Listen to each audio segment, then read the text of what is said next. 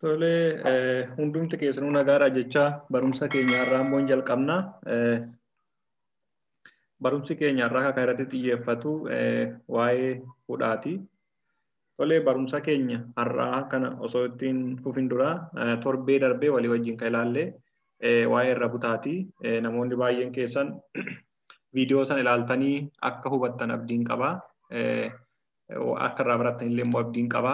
Baay'een keessan hojii manaallee isiniif kennee baay'een keessan hojjettaniittu hamma tokko hubattaniittu hudhaan maal akka ta'e akkamitti immoo hudhaa afaan Oromoo keessatti hudhaa fayyadamuudhaan yookiin immoo dubbifamtoota walitti firoomsuudhaan sagalee irraa akka uumuu dandeenyu isa sana immoo akkamitti barreessuu akka dandeenyu ilaallee jirra waan ta'eef hubattaniittu jedhee yaada. Gama barumsa keenya har'aattaan darban dheeressu baay'ee. Kanaaf barumsi keenya har'aa waa'ee hudhaati. Hudhaan maali? Hudhaan immoo akkamitti fayyadamna afaan Oromoo keessatti kan jedhu walii wajjin ilaalla jechuudha. Mee waa'ee hudhaa hin ilaalin duratti yeroo darbe kan walii wajjin ilaalle qubee sagalee dubbii afaan Oromoo 29 jennee namoonni baay'een keessan akkamitti 29 ta'a 28 jettanii gaafachaa turtanii asumaan isallee isin ibsuun barbaada. Qubeen afaan Oromoo 28 jira namoonni baay'een. Dhugaadha 28 yoo hudhaa hin dabalatin jechuudha. Garuu hudhaan illee afaan Oromoo keessatti akka sagalee dubbiitti sagalee dubbii keessaa immoo akka sagalee dubbii dubbifamaatti fayyada waan ta'eef akka qubee tokkotti lakkaa'ama waan ta'eef kanaaf isa wajjin 29 ta'e isiniin jechuun barbaada jechuudha. Kuni sagalee dubbii afaan Oromoo qofa ergifataa osoo hin dabalatin jechuudha. Kanaaf akka isinitti akka hubattan hin barbaada. Egaa irra butaan kun immoo akkamitti uumama yookiin akkamitti irra butaa hudhaan kun akkamitti uumama yookiin akkamitti hudhaa jechuu dandeenya kan jedhu walii wajjin ilaalla jechuudha. Waa'ee hudhaatii gara ilaallu. Hudhaan kan uumamu yommuu sagalee tokko dubbannu qilleensi somba keessaa ba'u yoo adda cite kan uumamu sagalee hudhaa jedhama jechuudha. Qilleensi somba keessaa ba'u maaliif dubbiin sagalee afaan Oromoo kan uumamu qilleensi somba keenya keessaa ba'u qaamolee miiraa irratti gufachuudhaan sagaleen kamiyyuu kan uumamu. Kun immoo adda isa godhachuudha hudhaa. Sagaleen uumamuudhaaf yookiin hudhaan uumamuudhaaf qilleensi somba keessaa ba'u sun yoo adda cite kan uumamu suni hudhaa jedhama jechuudha. Hudhaan haala kanaan uumamaa jechuudha.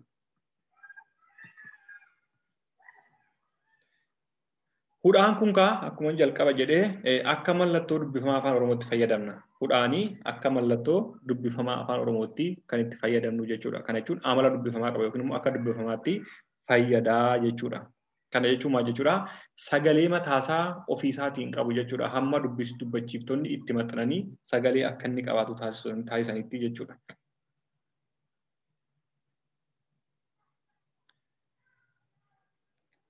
Hudhaan kun immoo maaldhaan bakka bu'a?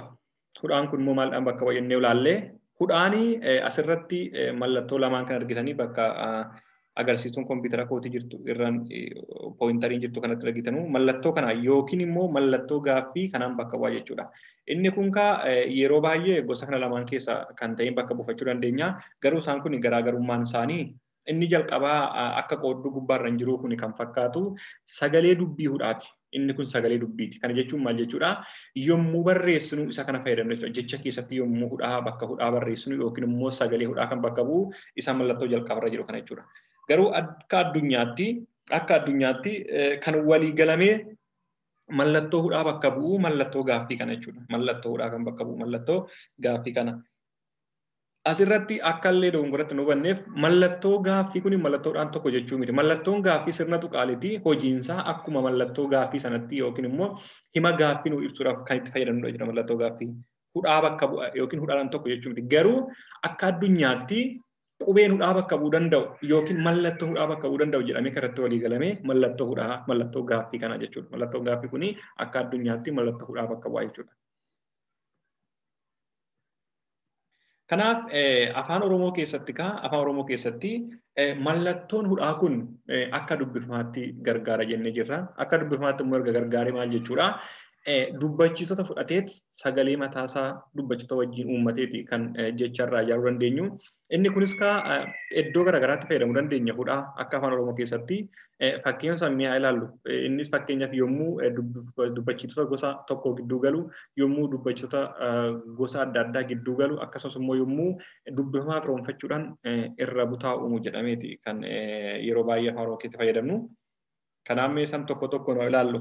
Mee yommuu irraa butaan hudhaan jechuudha. Yommuu hudhaan gosa dubbifamtoota dubbachiistota gosa tokkoo gidduu yommuu galu, yommuu dubbachiistota gosa tokkoo gidduu galu hudhaan akka sanatti nu fayyaduu danda'a jechuudha afaan Oromoo keessatti. Kanas sagaleen somba keessaa ba'u yommuu adda citu kan uumamudha jennee jirra. Fakkeenyaaf jalqaba irratti mee jecha re'ee jedhu kana ilaallu. Re'ee. Kanaafuu sagaleen somba keessa ba'u suni re'ee yommuu jennu adda cita jechuudha. Yommuu adda cite mallattoo hudhaa fayyadamnaa jechuudha. Sa'aatii fakkeenya lammaffaa irratti yommuu dubbannu adda citeeraa jechuudha. Bullaa'aa fakkeenya sadaffaadha. Fakkeenya afuraffaa irratti bu'uura kan jedhu gosa wal fakkaataadha. Sadii jechuudha. Asirratti dubbifamtoonni dubbachiistonni kan galanii isaan kana gidduu galuudhaanii adda qoodee akka jechi kuni hiika sirrii qabaatu taasisa jechuudha. Shanaffaa irratti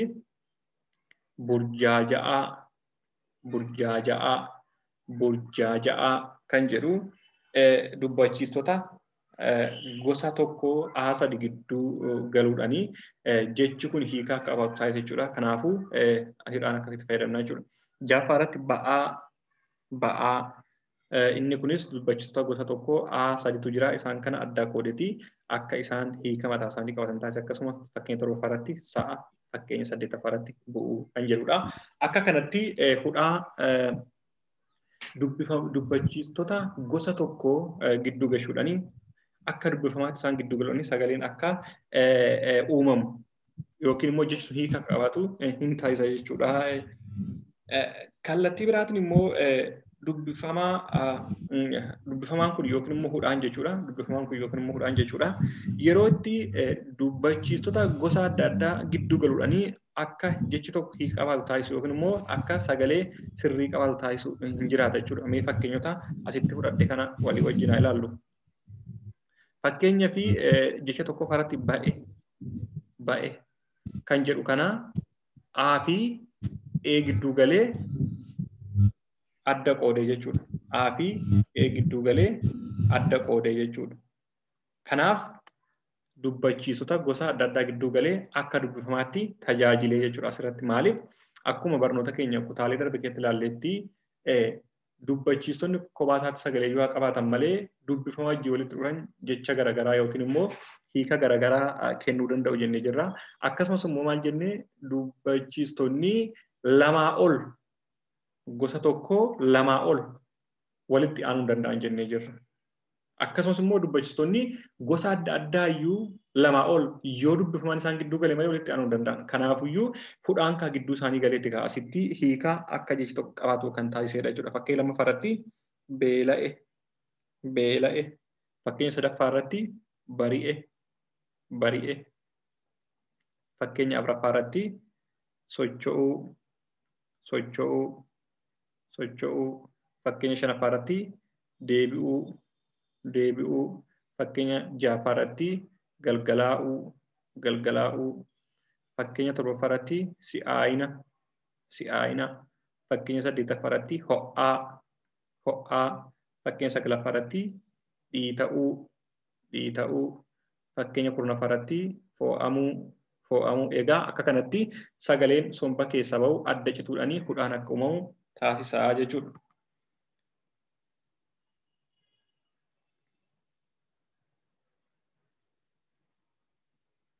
Akkasuma immoo itti fufnee yommuu hudhaan kuni dubbifamaa biraa firoomsachuudhaan akka irra butaa taasifachuudhaan waliin ta'ee jecha uumu ni jiraata jechuudha.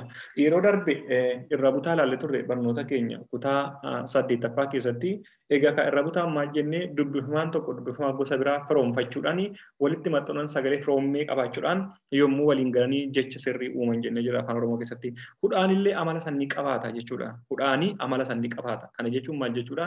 Hudhaan dubbifamaa biraa duuba isaatiin maxxanfatee yookiin firoomfatee akka irra butaan uumamu taasisaa jechuudha. Fakkeenyaaf jechoota asirratti ilaallu kana hudhaan dubbifamaa wajjin galeeti kan hiika sirrii akka qabaatan taasisa jechuudha. Jechoonni kunniin fakkeenya tokkoffaa irratti bal'aa Lammaffaarratti baay'ee baay'ee. Sadaffaarratti qal'aa qal'aa. Afuraffaarratti mul'ata mul'ata.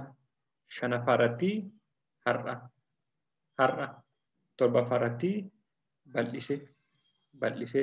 Saddeettaffaarratti hir'ina hir'ina. Saglaffaarratti bir'achuu bir'achuu. Saglaffaarratti qal'atte qal'atte. Kurnaffaarratti hir'isuu hir'isuu. Akka kanatti hudhaanii dubbifamaa biraa firoomfachuudhaan akka irra butaatti ta'uudhaan irra butaa maddiitti geessachuu yookiin dubbifamaa gosa biraa maddiitti geessachuudhaan akka sagalee dubbifamaa fi dubbachiistuu gidduu galee sagalee hiika sirrii qabu yookiin immoo jecha hiika sirrii qabu nu uumuu danda'a jechuudha. Egaa inni kun amaloota hudhaa keessaa isa muraasadha. Hanga ammaatti tarii qorannoon taasifame baay'een wanti lafa taa'e hin jiru malee hudhaan kana malee amaloota biroos qabaachuu danda'a. Amaloota asitti hin tarreeffamne kun akkuma isiniif galu yookiin barumsa bu'uuraati waan ta'eef akka hubattan hudhaa akkamitti akka fayyadamnu afaan Oromoo keessatti immoo maaliif akka fayyadamnu akka hubattaniif akka barumsa bu'uuraa isiniif ta'uudhaaf jechuudha. Maaliif baay'een keessa reefuu qubee afaan Oromoo illee baraa jirtan waan ta'eef akkanatti hudhaa akka hubattan isiniin jechuun barbaada. Kunikaa barnoota keenya har'aati. Namoonni karaa laayivii ammas daawwachaa jirtan yookiin dhaggeeffachaa jirtan akkasumas immoo namoonni karaa yuutuubii akkasumas karaa garee teelegiraamii akkasumas karaa fuula feesbuukii keenyaan hordoftanii gaaffii yoo qabaattan yaada yoo qabaattan yookiin immoo wanta akka yaada dabalataatti yookiin osoo akka kanatti ta'ee kan jettan akka yaada dabalataatti yoo qabaattan karaa koomintiis ta'ee karaa garee teenya teelegiraamii akkasuma karaa fuula keenya feesbuukii yookiin karaa koomintii karaa yuutuubiitiin nu kaa'uu dandeessu yaada kamiyyuu qabaattanii akkasumas immoo namoonni baay'een barachuu osoo fedhanii carraa kan arganne waan ta'eef namoota mana barumsaa osoo hin qubee afaan Oromoo barachuun irraa hafe yookiin hin baratin akkasuma namoota afaan Oromoo qixa sirriin barreessuu isaan rakkise akka isaan baratan deeggarsa godhaafii jenna viidiyoo kana sheer gochuudhaan gara garee keenyatti affeeruudhaan akkasumas immoo viidiyoo kana kallattii argattanii sheer gochuudhaaf afaan Oromoo akka isaan sirriitti baratan gargaaraa isiniin jechuun barbaada. Egaa viidiyoolee kutaa tokkoffaarra eegallee qubee afaan Oromoo irraa akka namoonni adda baafatan hojjechaa turree jirra. Kanaaf isa namni tartiibaan laale afaan Oromoo akka sirriitti baratu abdii qabna. Kuni kutaa barnoota keenyarraa kanuma kutaa barnoota itti aanu keessatti immoo afaan Oromoo qubeelee akkamii akka ergifate ni ilaalla jechuudha.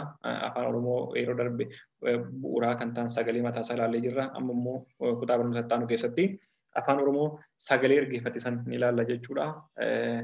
Kanuma isinitti dheeressu maaliif baay'een keessa yoo dheerate inni uffitu waan ta'eef jedhee gabaabsee adda kukkutee gaggabaabsee barsiisaa jira. Kanaafuu akka sanatti akka hubattaniin barbaada. Galatooma yeroo gaarii.